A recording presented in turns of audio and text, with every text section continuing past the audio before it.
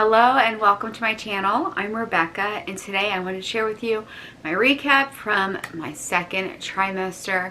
I am currently 36 weeks pregnant and so I am through my second trimester and over halfway through my third. And I just wanted to share with you the events that happened during my second trimester, symptoms that I had that were unexpected, and also I wanted to share with you a few of my favorite things that I absolutely loved and have not heard about before I got pregnant. And just to give you a little background, I am 37 years old, technically advanced maternal age, ridiculous, and I have experienced secondary infertility, excuse me. I would say secondary fertility, that's correct, because I did get pregnant after 7 years of trying. So I am due just around my daughter's 11th birthday. So I figure I'm going to actually fold some laundry while I just talked to you about my second trimester. I'm currently in the nursery. It used to be my office, and it is a freaking disaster. I have ordered almost everything that I need. I have a few more Amazon orders and probably one in-store Target purchase before baby girl gets here. But for the most part, I think I do have everything. I just need to get it organized, get some stuff in the drawers. So I did do a couple loads of laundry. So I'm going to fold that while I chat with you about my second trimester. So first, let me talk to you about the events that happened during my second trimester. Well, I went like 2 years without getting COVID until I got pregnant. It's really great because pregnancy, you know, lowers your immunity, and I can't take the things like Thieves, for instance, which is a blend of essential oils that I use literally at the onset of anything. It has kept me and my daughter well for years, ever since I started taking it regularly. And not like every single day. I don't think you need to take it every single day, but just at the onset, like if there's a little sniffle, a little tickle, a little anything, you take it and it knocks it out, and we don't get sick, which is amazing. So anyway, so just lowered immunity. So I ended up getting COVID, and I was not sure at first if it was just normal pregnancy symptoms because I was tired, I was a little achy, and I did have some allergy symptoms that I associated with getting my house remodeled, because anytime like they do like work with like this like fake wood, it just messes up my my system. So that's what I first thought it was.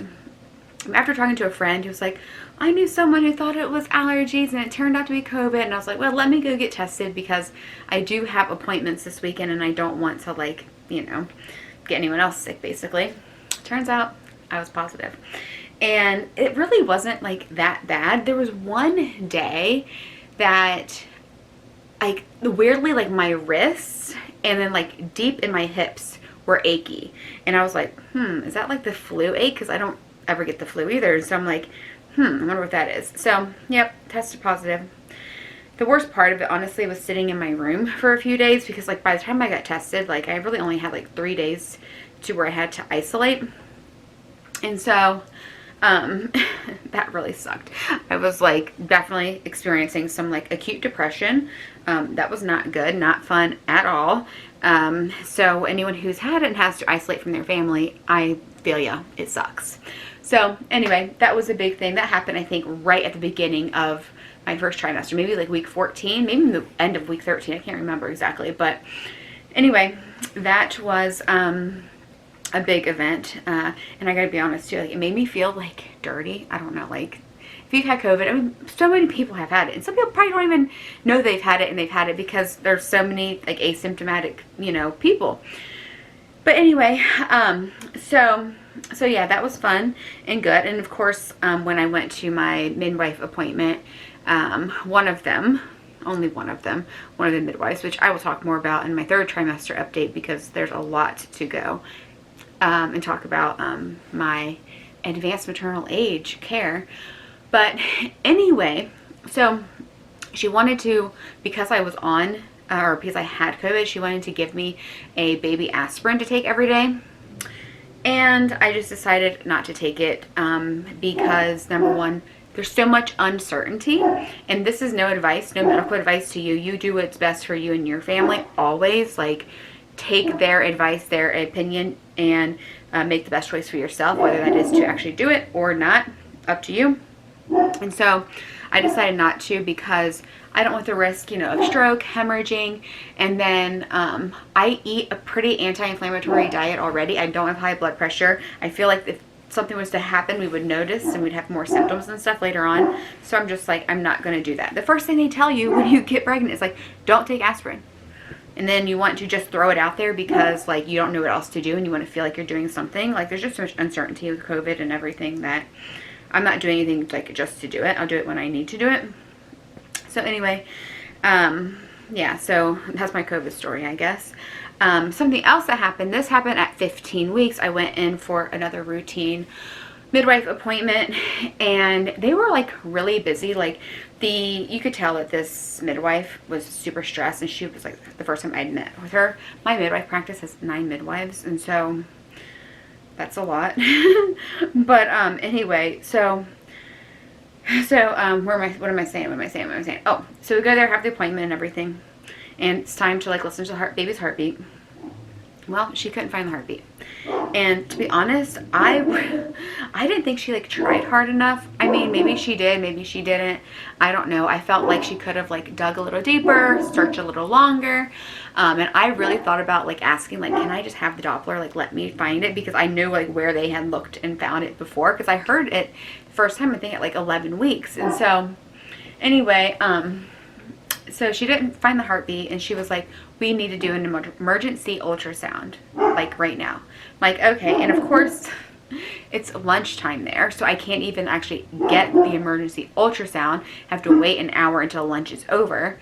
And she was supposed to like call me back and everything, like when it was time to go in. She didn't, so I decided I'm just going to go over there because like my midwife office is right next to the hospital. So I just went over there. Luckily, they were able to get me in pretty quickly and everything. And also, luckily, the baby is fine. We found her heartbeat like right away. And so it was just an hour of complete terror, because when you have tried for so many years to get pregnant, tell me if you can relate to this, because I feel like when you've tried so long to get pregnant, like, and then like, oh my God, like you feel I have that terror of like it could be taken away from me like instantly. And it was just like I was freaking out in my head, not really like in my body, but only for a minute, because then I just had to seriously be like, if you know this is really happening, if like there's something really is wrong with her and this is what God's plan is, then I have to be okay with it. I just surrendered. I just like cried in the bathroom by myself, prayed, and just felt this wave of like calmness come over me when I just surrendered to like, if this is really it, then like it is what it is. Like, would I still be like really upset and like just mortified? Of course, but it was just this weird thing where I was just like, just had to surrender so it would not like make me overly stressed, you know. But it turned out everything's fine, so yay, that's great. On top of just the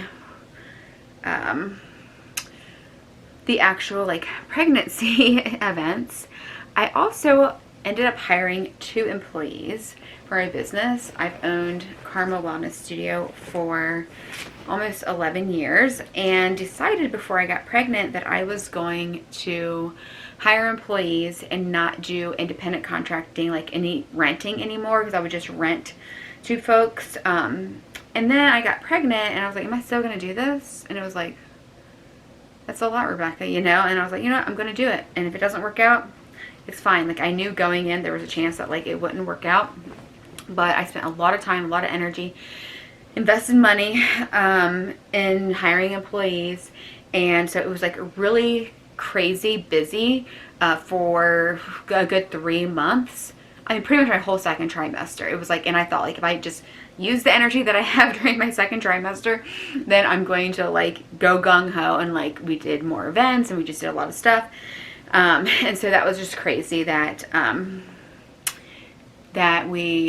just did a lot. And I will just give you a spoiler alert that it ended up not working out, and I ended up actually closing my business, and I did that at 32 weeks. And I say close as in I closed that location.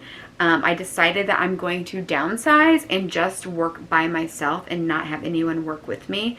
Maybe in the future get an apprentice or something, but I would prefer to just do everything on my own. Only worry about my clients, take my in-person clients doing manual therapy and neuromuscular therapy, and then do online clients with my health coaching, which is all about pain and stress management. So anyway, that was crazy. Now symptoms wise, let me tell you about the symptoms that I experienced.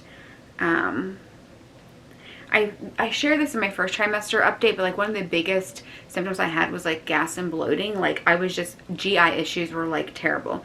And honestly, that still continued. It got better, but it never quite went away, and it still really hasn't completely gone away. Like I have learned things that I need to eat and not eat and how to eat in order to like not have that. But also it's just like you're growing a human inside of you, and it's pressing on all of these organs and it's moving things around, which, by the way, diastasis recti, where your abs separate, is a natural process. Sometimes it doesn't actually close back up because of the organ issues and the misplacement of your organs inside your body. So anyway, that's just a whole side note. But symptoms, I did get my energy back.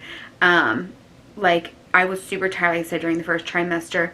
I was still really nauseous. Like I never puked. Like I never actually got sick. There's one time that I thought I was going to get sick. Like I'm like, oh, this is it, but I didn't. But that did not go away until, that was probably about 17 weeks. I thought I wrote down which week it was, but it was like into my first or my second trimester. Like I thought that like as soon as second trimester hit, no more nausea. And then when it didn't go away, I was like, oh my God, like am I gonna have to live with this nausea this whole pregnancy? Because I've heard that that happens with people. And so it did go away eventually. So about 17 weeks, it did go away. Thank goodness.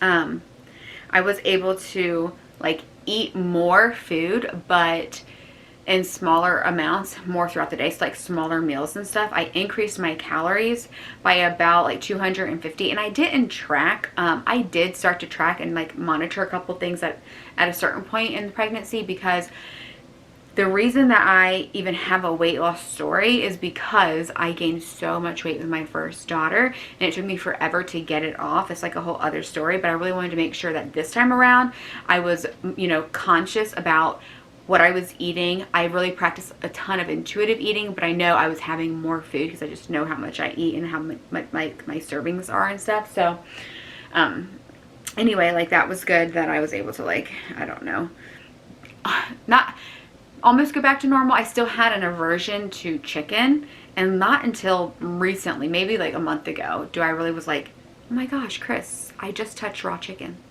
and it was fine, you know. I want to do some postpartum prep, and last night I was talking to Chris about it, and he was like, you know what happened last time you prepped, right? Because I prepped meals, and it was like right when I was really dealing with like food aversions, and like the smell of food just made me so sick. And I prepped like a month's worth of food to have while we were having our kitchen remodeled, and I did have to throw away a couple of dishes because it was just reminded me of, you know, like the disgusting smell. So I'm going to have to maybe revamp. I might not make everything that I want to eat, but I'm definitely going to plan out some stuff and have some stuff prepped. That way I don't have to like worry too much about what we're going to eat after baby gets here, and I'm still able to eat like healthy and nutritious foods that I like. I don't want to eat a bunch of processed food. I don't want to spend too much money going out to eat. So it's all about balance. But anyway, let's see what else. A couple of the few symptoms, or a few of the symptoms that I experienced I was not really expecting to have early on is I did have like the rhinitis, which I'm still have like this whole time, where it's just like a slight congestion in my nose, you know, where I'm just like a little bit inflamed there, and I can kind of tell just like the way that I sound sometimes, or just like, I don't know, it just feels like congested. Never to a point where like I need to seek medical care or anything, but I did notice that starting at 16 weeks. And then at 17 weeks, I started to experience dry eyes, which I don't really think I'm dealing with that now. I'm trying to think like, how do they feel? Like my contact was bothering me earlier today. So maybe a little bit, maybe I've gotten used to it, but I didn't expect that. And the one thing that I really did not expect is, it's gonna sound so weird, but like loose teeth. I think because of the relaxin that's running through my body and making my hips spread and everything else relax, it's also relaxing my gums. And since I just got my braces, well, I'm saying just, I got my braces off. It's been a year since I got them off, but I still have to wear my retainer every single night. And so I feel like I needed to wear it more. Like I didn't, but I felt like, well, maybe if I wore it longer, then this wouldn't happen. But I would put on my retainer and it was like tighter than normal. So it was like my teeth were spreading more. Very weird. My dentist said like it's totally normal, it's fine, and it will probably you know, go back to normal after having the baby. But anyway, that was kind of weird. So I'm gonna talk real quick about weight gain too, and maternity clothes. So like I said, you know, I had lost a video on this, but I have lost like 65 pounds, and so from after having my first daughter, and during that time, like I never went back to this mindset of like, I need to find the clothes or wear clothes that are like the small size that I can fit into. You know, like I really did not care about the number. I didn't care about the number on the scale. I didn't care about the number of my jeans, anything. And so I never went back to that mentality. So a lot of my clothes were still like loose enough, like they fit good enough to where like I feel like I looked good before pregnancy, and then they still fit while I was pregnant, like a little tight in certain areas on some of them, but I didn't have to buy any maternity clothes for a really long time. My weight gain throughout, like by 27.5 weeks, was almost 18 pounds, which is really good. You know, it's like a normal weight gain, which by the way, like technically my BMI, the way they measured it, was like 25.2 or something. And so it put me in like the overweight category to where I should gain like 15 to 25 pounds. But I know I was not overweight, and like off by like 1 pound in the bracket was like ridiculous. And so I personally am looking at the 25 to 35 pound mark. And so was my midwife too, by the way. This was just like the calculator if you like look at like Baby Center's weight gain calculator and stuff. But anyway, so yeah, my weight gain was really good. And then the only thing I had to buy were I am 5'4", so I'm like not super short, but I'm not like tall either. I'm like definitely below average height. And the maternity clothes, just they come up to like my boobs and they're not comfortable. I don't like them. So what I ended up doing is just getting like a pair of junior, like high-waisted, like skinny jeans that actually covered my belly for, I don't know, 24, 5 weeks maybe, you know, until then we start wearing shorts and stuff, and I got like my stretchy stuff out. But the point is, I had a lot of clothes that were still like loose fitting but comfortable, that I can wear during pregnancy. There's been a few things like workout clothes and stuff that I have had to purchase in my third trimester, but for the most part I only had to buy like one thing, pair of clothing anyway. Now I did my second trimester get some new underwear, which I am obsessed with the Jockey Generation underwear from Target, and they are a thong because I'm just like, I'm not ready for full bottoms just yet. I know I'll get there and I'll need to do that after I have her, but I like thongs. But they're like high-waisted and they're like a thick band in the front, so it really comes up and it stays like on your belly, and it just keeps you like feeling secure and stuff. So I really like those. That's like one of probably like my top favorite items during second trimester. Also, during my first trimester, I did put a lot of lotion on my stomach, but I didn't get like a pregnancy specific one, which you really don't need. But I did end up getting this belly oil from Amazon, and I've been using that every time I take a shower. I'll put that on. And then I also use the body butter from Lush. It's one specifically made for mamas. Let's see what else. So I think that's really it on all of my favorites for my second trimester. I'd love to hear what you're going through during your second trimester, where you are in your pregnancy, if you've dealt with infertility, if you've dealt with being sick while pregnant, and how that experience was for you. I would love to know. I appreciate you sticking around and just letting me share with you my second trimester update. and I look forward to sharing my third trimester update in a little while as well. I still have at least a month to go. Well, about a month to go. Who knows? We don't really know when she's going to be here, right? But, oh, which by the way, that was a big thing during my second trimester too. I forgot to mention, which I already shared the gender. But we had our 20-week ultrasound, which we did see the gender at that point. But we had to go back like 3 or 4 weeks later because they couldn't like locate every part that they needed to, because she was like very wiggly, I guess, or in a different position. So we ended up having to go back for another ultrasound. So I had like 3 ultrasounds like within 2 months maybe. Yeah, like 8 weeks or something. Wow, yeah, 8 weeks.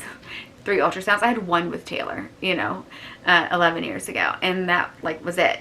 But then we had to go back to have the parts done. So everything was fine again, so if you ever have, or like are concerned or something about the ultrasound, they just, they're just doing the best that they can to like make sure baby is okay. But, I wasn't as concerned about that because they said everything looks good, and like it's normal to like have an abnormal ultrasound. So anyway, thanks for hanging out with me and let me share with you my second trimester update. Hope you have an awesome day, and I hope you go do something good for yourself because you are number 1.